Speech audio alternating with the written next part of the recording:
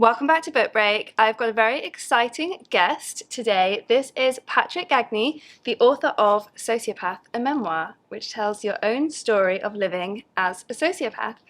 I absolutely loved this book. It was fascinating, and I'm working with a group of readers at the moment who are loving it, and it's so interesting, the conversations, because everyone's learning so much. Whatever you think you know about sociopathy, you're probably wrong. That's what I've learned from reading this. With all due respect, there's no reason you should be right. There's very little research. There's very little resources. So it makes sense that most people would not know about sociopathy. Yeah, absolutely, which comes up in the book as well, about how hard it was for you to find any correct information or any information really at all about it. Yeah, I really had to dig for it. I mean, it's out there. There are other people that have done incredible research studies, but yeah, to your point, you have to dig for it. Not so much anymore. Now you can use this handy thing called the internet. Yes, and amazing books like this one. So I'm going to go through some of the assumptions that I had about sociopathy before reading this book. Great. And then kind of get your take on them. Mm-hmm. I know some of the answers having read the book. So my first assumption was that sociopathy and psychopathy were just two words for the same thing. That makes sense. There is a lot of overlap in the research, but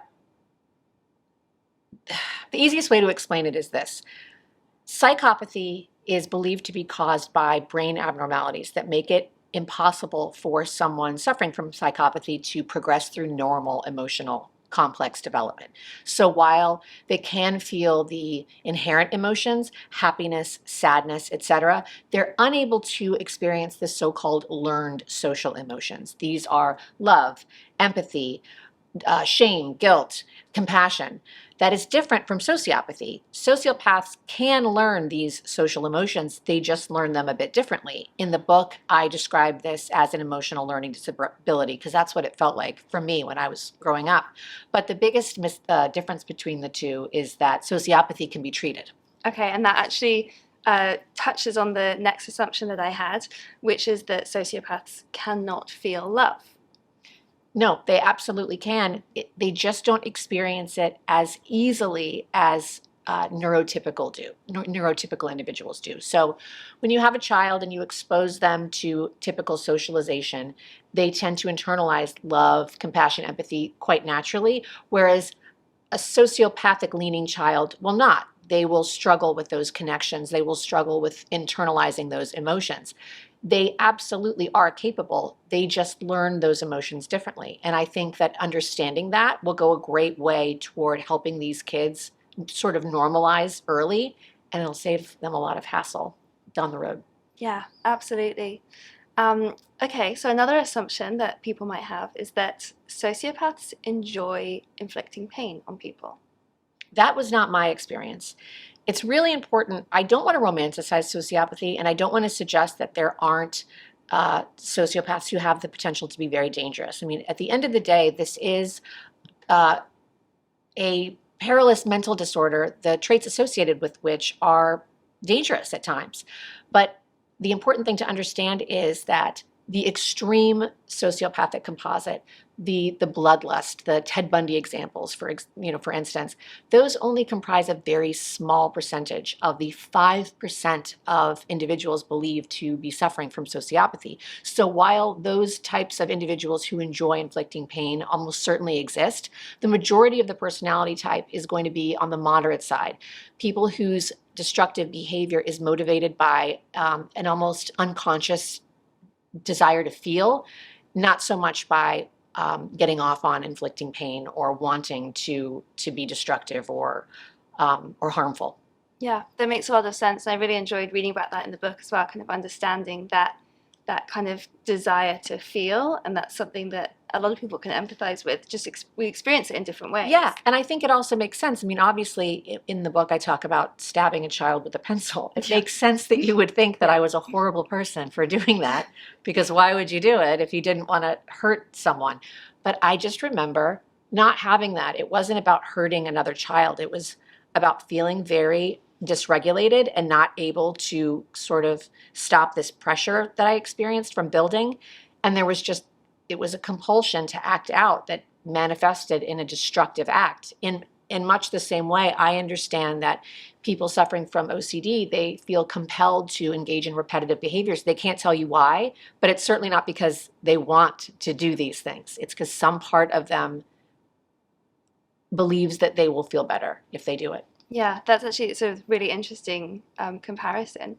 And there's a sort of stereotype that you can identify a sociopath from a really young age because they would enjoy hurting animals, for example. But that fits into that same thing, that is possibly a behavior that could come out of the need to feel something. Yes, it could also be more exemplative of the antisocial personality. And that's something else I really want to speak to, because there's a lot of conflation between sociopathy and antisocial personality disorder. What's important to understand is you cannot diagnose sociopathy using the antisocial personality disorder diagnostics, just like you cannot diagnose someone with antisocial personality disorder using sociopathic diagnostics. They're very similar, but the diagnostics are different. And the antisocial personality is the one who is going to engage in those repetitive, destructive acts with no course correction, the repeated expulsions, suspensions, repeated incarcerations. This speaks to a personality type who does not seem to have the ability to regulate or even be self-aware. Mm-hmm. And I think that you would find that the more violent tendencies are going to fall in that category. Okay, another assumption might be that a sociopath would commit a crime, let's say kill somebody, if they knew they could get away with it. I think most people would probably do that. Yeah, fair enough. I mean, honestly, maybe kill somebody is a bad example, is a poor example for what I'm thinking of, but I think that when it comes to quote unquote bad acts, what keeps most people in line are these internal constructs like shame and guilt. When you're missing those, you have to rely on external constructs. So for me, that external philosophy was always karma. I liked the balance of it. I can't speak to what other people who have my personality type use to keep themselves in check, but it is an important question, because what is preventing you from acting out if you think you can get away with it? Yeah. That's a good question. I'll think about that. Okay, another assumption is that a sociopath wouldn't be able to have normal relationships. I think that that's probably true. We can't have normal relationships because my understanding is a neurotypical relationship is built on mutual trust building and bonding. And from my experience, I don't experience that as inherently as most people do.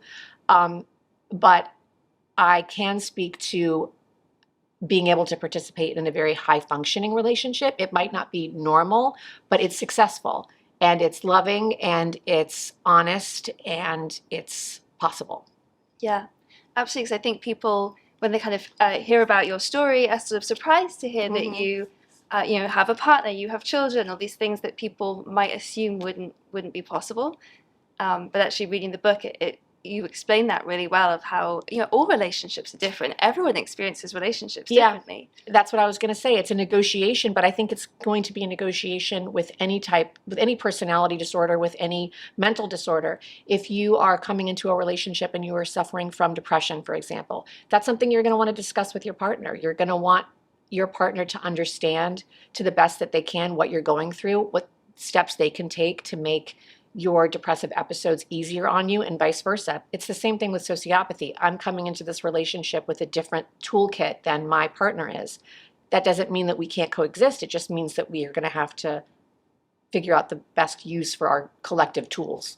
Yeah, absolutely. That's such a good way of explaining that. And that builds into another perhaps surprising thing about you, which is your work as a therapist. Former, not anymore, but yes. So, I mean, I would have made the assumption that a sociopath would not have been able to be a therapist. I think that was my assumption when I first started doing it. And just so we're clear, I didn't want to work as a therapist.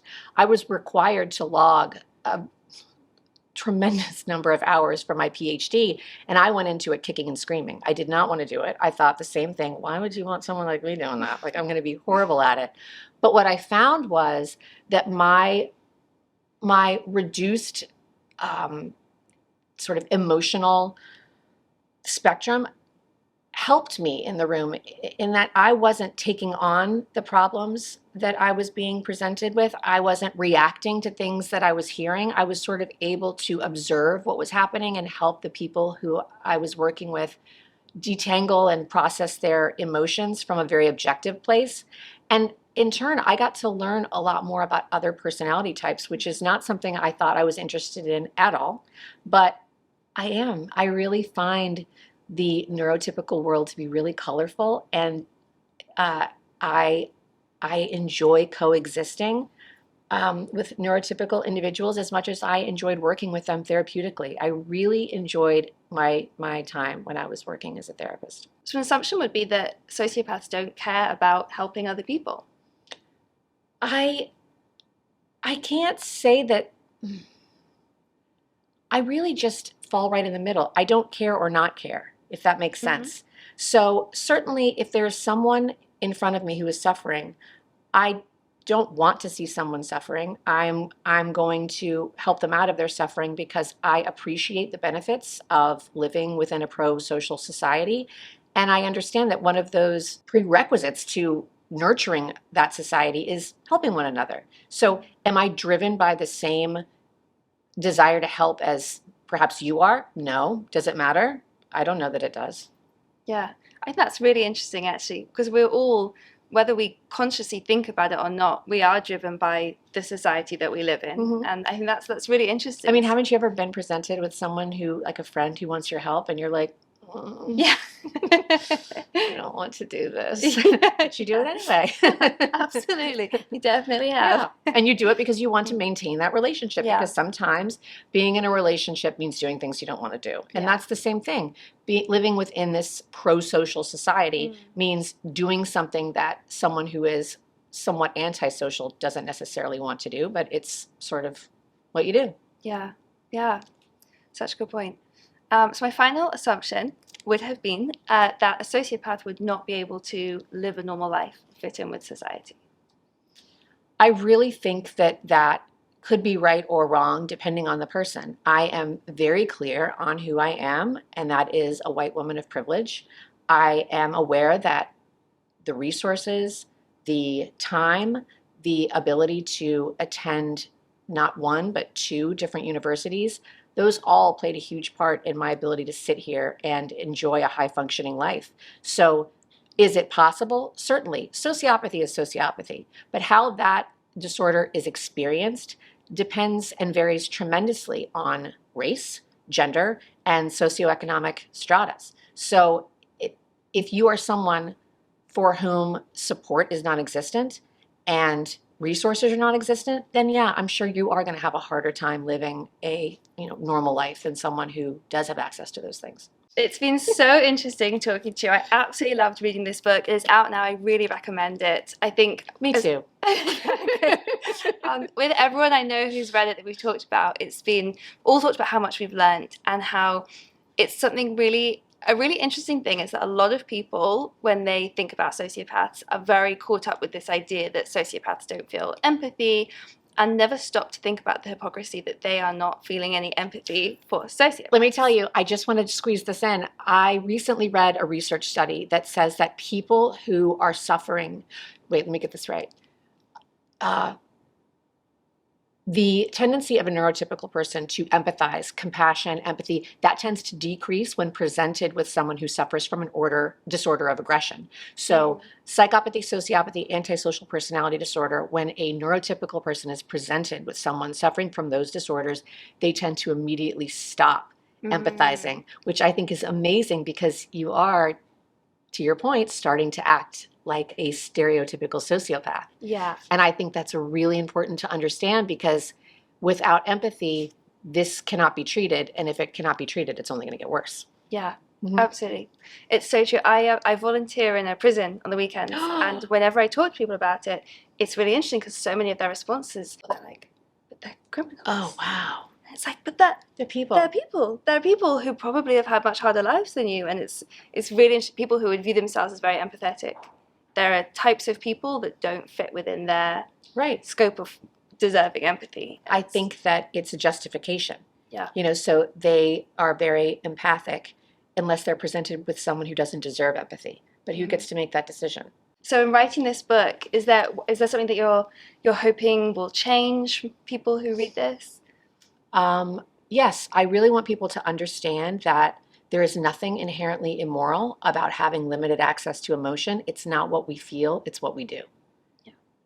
Absolutely. Brilliant. Well, thank you so much for writing it. Thank you for being here and Thank talking you. to me. This was fun. And yeah, I will put the link below so you can get your own copy of Sociopath.